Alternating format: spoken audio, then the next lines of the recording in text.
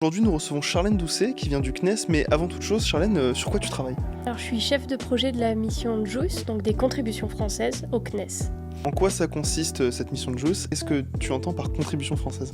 Alors, l'objectif de JUICE, c'est un satellite de l'Agence spatiale européenne. Le but, c'est d'explorer Jupiter et certaines de ces lunes glacées, qu'on dit. Et quand on parle de contribution française, en fait, c'est que un satellite, personne ne le fait tout seul. C'est un consortium, en fait, et c'est plein de pays, plein de personnes qui s'associent pour chacun livrer des éléments du satellite.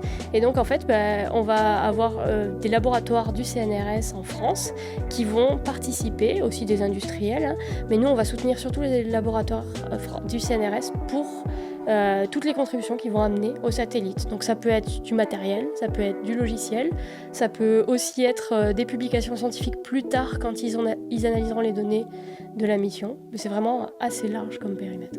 Et alors, pourquoi Jupiter du coup? Pourquoi est-ce qu'on va explorer les lunes de Jupiter? Alors, Jupiter, déjà, dans l'histoire, c'est une planète peu explorée. On a 2 satellites qui l'ont vraiment explorée aujourd'hui, c'est Galileo et Juno. Les autres missions, c'est des missions un peu de passage qui ont un peu exploré Jupiter. Et pourquoi les lunes? En fait, on va le voir après, mais on a une structure des lunes, en fait, avec une croûte glacée, un océan d'eau salée, alors on suppose, hein, puis un manteau rocheux et un noyau.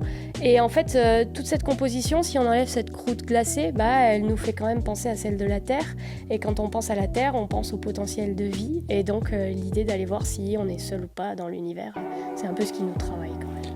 Et ça fait rêver, et pour en découvrir plus, on vous invite à aller découvrir le portrait de Charlène sur Odyssée-GMT, donc sur Spotify, Deezer, Apple Podcasts ou YouTube, et aussi l'émission qu'on va faire tous ensemble juste après. Et on se dit à très bientôt.